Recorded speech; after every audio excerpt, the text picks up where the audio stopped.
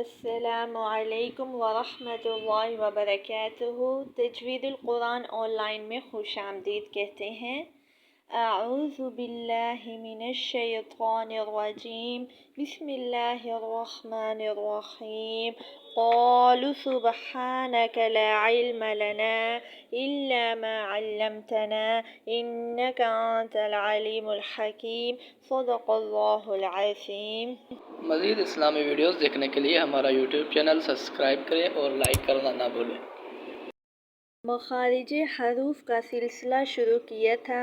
اس سے پہلے الحمدللہ ہم مخارج 8 پڑھ چکے ہیں، تو آج کا مخرج نمبر 9، 10 سٹارٹ کریں گے۔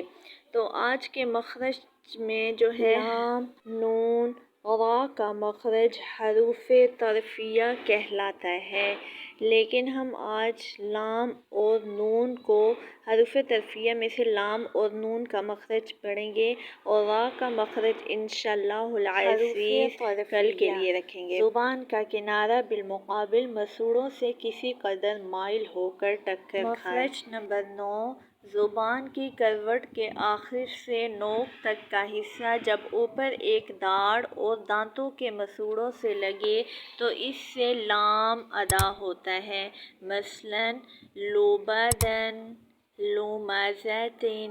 مخرج نمبر 10، لام کی جگہ سے لیکن ایک داڑھ کم ہو کر جب اوپر والے 3 دانتوں کے مسوڑوں سے لگے تو اس سے نون ادا ہوتا ہے، مثلاً نخیرتن۔